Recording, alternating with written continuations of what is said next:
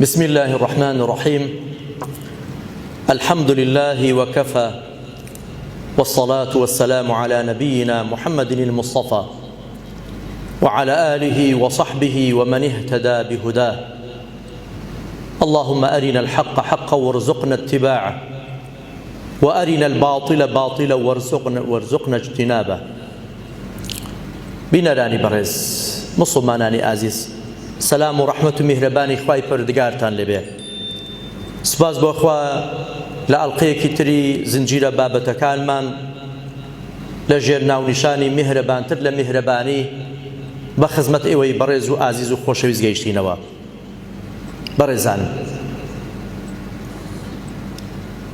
پێغەمبەری خوا صلی الله علیه وسلم پەیامێکی تر لە پەیامە کرداریەکانی نیشانی ئێمە داوە،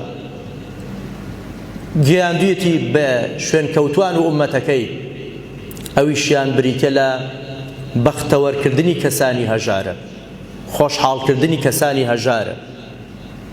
بەداخەواڵێم ژمارەیەک لە خەڵک لەو ڕۆژگارەی ئێستاماندا خۆڕەوشتەکانیان خۆڕەوشتێکی بازرگانانەیە.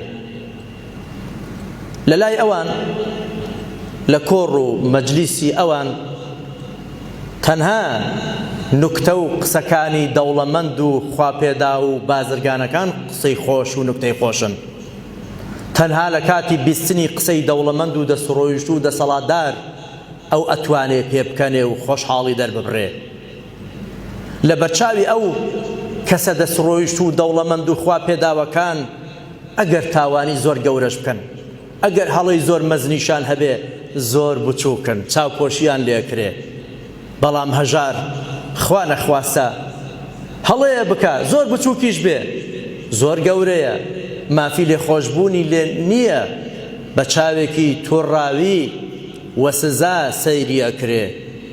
قسەکانی نوختە و قسە خۆشەکانی بزە و پێکەنینەکانی بەلایەوە زۆر قورسە، حەز بە دیدەنی ناکە، حەز بە نوکتە خۆشەکانیشی ناکە، تەنانەت حەز بە پێکەنینی هەژار و داماویش ناکرێ، بە چاوێکی سووکەوە سەیری ئەکرێ. کاتێک کەوە هەژارێک خەریکی نوکتەیەکی خۆشە، قسەیەکی خۆش ئەگێڕێتەوە، زۆری جوانە، بەڵام کاتێک کاوەی بیسێ گاڵتەی پێەکە، بە سووکی سەیریەکە، سوکایەتی پێەکە، بەڕوو ڕوخساری هەڵا شاخێ خۆی لێ تووڕاکە ئەیشکێنێتەوە، لە زەوق و سەلیقەی ئەدا. بەڵام پێغەمبەری خوا صلی الله علیه وسلم کە خۆی میهرەبانتر بوو لە میهرەبانی، سۆز و عەتفی پێغەمبەری خوا، بەزەیی و میهرەبانی پێغەمبەری خوا، مرۆڤایەتی پێغەمبەری خوا صلی الله علیه وسلم لە ئینسانێکەوە بۆ ئینسانێکی تر ناگۆڕە.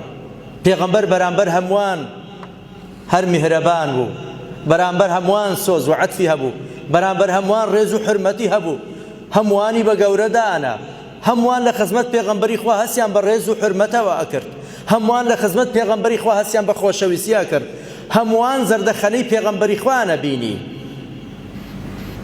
عەتف و سۆزی پێغەمبەری خوا سەلامی خوا لەسەر بێ بۆ دەوڵەمەندێک بۆ هەژارێک یەکسان بوو، جیاوازی ناکرد پێغەمبەری خوا سەلامی خوا لەسەر بێ.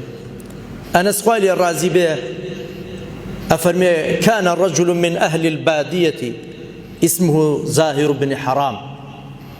پیاوێکی دەشتەکی هەبوو کە ناوی زاهری کوڕی حرام بوو.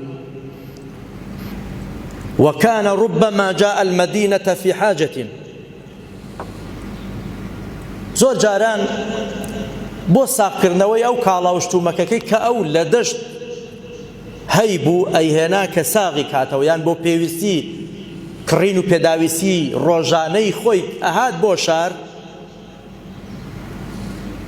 هەندێک دیاریشی لەگەڵ خۆی ئەهێنا بۆ پێغەمبەری ئازیز صلی الله علیه وسلم. هەندێک کەشک جاری وایە ڕۆنێک و هەروەها شتێکی هاوشێوەی لەگەڵ خۆی ئەهێنا بۆ خزمەت پێغەمبەری خوا و میوانی پێغەمبەری خوا بۆ سەلامی خوا لەسەر بێ. پێغەمبەریشمان صلی الله علیه وسلم کە زاهر ئەگەڕایەوە بۆ دەشت بە دەستی خاڵی ڕەوانە نەئەکردەوە، بەڵێ زاهر دیاری لەگەڵ خۆی هێناوە، بەڵام پێغەمبەری خوا صلی الله علیه وسلم دیاری بە زاهر ئەدا، کۆمەڵشتی ئامادە کرد کە کە کاتێک ویزبای زاهیر بگەڕێتەوە بۆ نێو کەس و کار و دەشتی خۆی پێغەمبەری خوا هەندێک خورما و هاوشێوەی ئەو شتانەی کە لە شار هەن لەوێ نین بۆی ئامادە ئەکرد و دەیخستە دەستی و وەکو دیاری و خەڵاتێک ئەی بردەوە بۆ نێو ماڵ و کەس و کاری خۆی. ئەوە نامۆ نییە لە خزمەت پێغەمبەری خوا صلی الله علیه وسلم. ئاخر پێغەمبەری خوا ڕێنماییەکی تریشی کردوین بۆ برەودان بە خۆشەویستی لەگەڵ یەکترا. پێی فەرمووین تەهادوو تەحابوو، دیاری و خەڵات پێشکەش بە یەکتر بکەن، خۆشەویستی ئەبن بە خۆشەویستی یەکتر. ئەی فەرموو پێغەمبەری خوا صلی الله علیه وسلم هەر کاتێ ئێوە بانگهێش کران فەئوجیبوا، وەڵامی دەعوەت و بانگهێشکردنەکان بدەنەوە، و هەر کاتێ دیاری و خەڵاتێکتان بۆ هات ڕەتی مەکەنەوە، قەتا و قەت دیاری دۆستانتان ڕەت مەکەنە وەری بگرن. پێغەمبەری خوا صلی الله علیه وسلم زەکاتی وەرنەئەگرت، سەدەقەی وەرنەئەگرت، بەڵام پێغەمبەری خوا دیاری و خەڵاتی لە خەڵک وەرئەگرت. پێغەمبەری خوا سەلامی خوا لەسەر بێ بەڵێ دیاری کاریگەری خۆی هەیە. داعی و بانگخوازێک ئەجێڕێتەوە فەرمێ لە ڕۆژگارێک کە مامۆستا بووم لە یەکێک لە قوتابخانەکان، ڕۆژێکیان خەڵاتمدا بە یەکێک لەو قوتابانەی کە زیرەک و زیتەڵ بوون، سەرکەوتوو بوون، کەوا بریتی بوو دیارەکەم خەڵاتەکەم لە کاتژمێرێکی دیواری کە ناوی قوتابیەکەمان لەسەر نووسی بوو. دامە دەستی و ڕۆژان ڕۆیشت، ڕۆژگار ڕۆیشت. من جارێکیان محازەرەیەکم هەبوو لە یەکێک لەو شارانەی وڵاتی خۆم، لە ناکاو ئەو قوتابیەم کەوتەوە بەرچاو، هات سڵاوێکی لێ کردم زۆر بە خەندە و خۆشیوە، داوای لێ کردم بە هەر نەوعێک بێ ئەبێ بچمە سەردانی ماڵی ئەو و دعوەتی ئەو بم. ئەڵێ کە کاتێک گەیشتی لە ماڵی ئەو ئەزانن یەکەمین شتێک ئەو پیاوە بە منی گوت چی بوو. دەستی گرتم گوتی مامۆستای بەڕێز وەرە شتێکت نیشان بدەم کە هەتا ئێستا ماوە وەکو یادگاریەکی خۆشەویستی لە نێو من و تۆ. دەڵێ دەستی منی گرتم بۆ ژووری میوانەکان. ئەو کاتژمێرەی کە من پێم دابوو چەندین ساڵ پێش ئێستا کە ئەو لە سەردەمێکی سەرەتایی یان دوا ناوەندی بوو، ئێستا کە ئەو زانکۆی تەواو کردووە و خۆی کەسێکی گەورە و پیاوێکە بۆ خۆی، دەڵێ ئەو کاتژمێرەی دیواری پێنیشاندام کە من بە خەڵات پێم بەخشی بوو، تا ئێستاش وەکو یادگاریەک و خۆشەویستێک هەڵی گرتووە. بەڵێ ئەوە لە پێغەمبەری خوامان وەرگرتووە سەلامی خوا لەسەر بێ. پێغەمبەرمان سەلامی خوا لەسەر بێ ئەو زاهیرەی زۆر خۆشەویست. تەنانەت زۆر جار ئەی فەرموو ئین زاهیرا بادیەتەنا، ئین زاهیرا بادیەتنا ونحن حاضروه. ئەو زاهیری کوڕی حەرامە دەشتی ئێمەیە، ئێمە شاری ئەوین، واتە ئەو شتەکانی دەشت و قسەکانی دەشت بۆ ئێمە دێنە، ئێمەش بەرهەمی شار ئەدەین بە ئەو.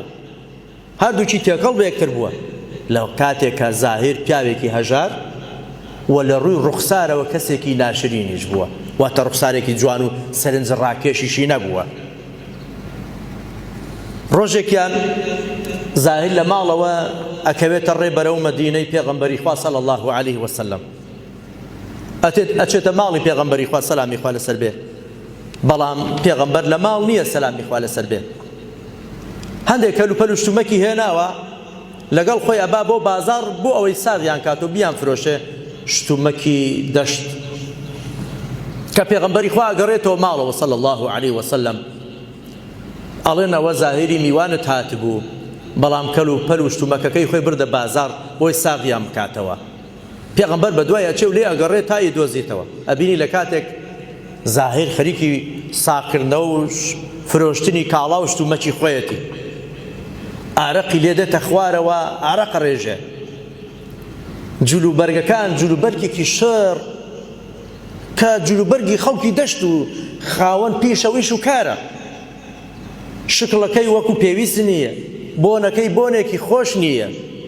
پێغەمبەری خوا صلی الله علیه وسلم، پێغەمبەری مرۆڤ دۆست، پێغەمبەری میهرەبان، لە دواوە باوەشێک لە زاهیر ئەدا و لە باوەشی ئەگرێ، چاوەکانی ئەگرێ، بەڵام زاهیر هیچ نابینێ، چاوی گیراوە، نازانی چێ لە دواوە باوەشی پیا کردووە و چاوەکانی گرتووە. زاهیر کەمێ ئەشڵەژێ و ئەترسێ، ئەڵێ ئەرسلنی من هذا، بەرەڵام بکە ئازادم کە چێ وا لە منەکە.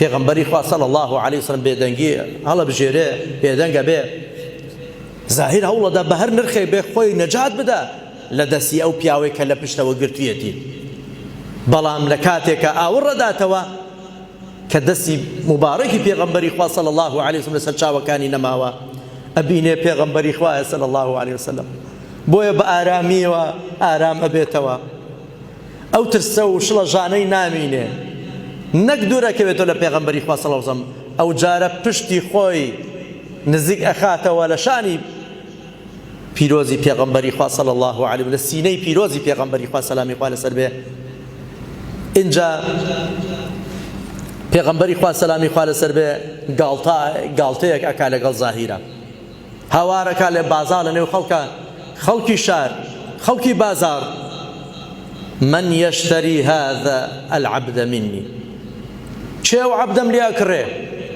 خەڵکی شار خەڵکی بازار چێ ئەو کۆی لێم لێ ئەکڕێ زاهیر تەماشای حاڵی خۆی ئەکا کەسێکی هەژار داماو نە ماڵی هەیە نە جوانیەکی هەیە لە نێو کۆمەڵگایەکی جاهیلیە نرخ و بەهایەکی هەیە بۆیە فەرمێ ئەڵێ إذن والله تجدني كاسدا يا رسول الله کەواتە ئەو کاتەی پێغەمبەری خوا سەلامی خوا لەسەر بێ کەسێکی بێ نرخە بم کەس نرخم بۆ دانانێ کەس منی ناوێ ئەخر من ئەرزشێکم نییە بەهایەکم نییە بۆچی خەڵک من بکڕێ پێغەمبەری خوا سەلامی خوا لەسەر بێ فەرمێ لكنك عند الله لست بكاسد زاهر وامەڵێ بەڵام تۆ لای خوا کەسێکی بێ نرخ و بێبەها نیت أنت عند الله غال تۆ لای خوا زۆر بە بەها و زۆر بە نرخی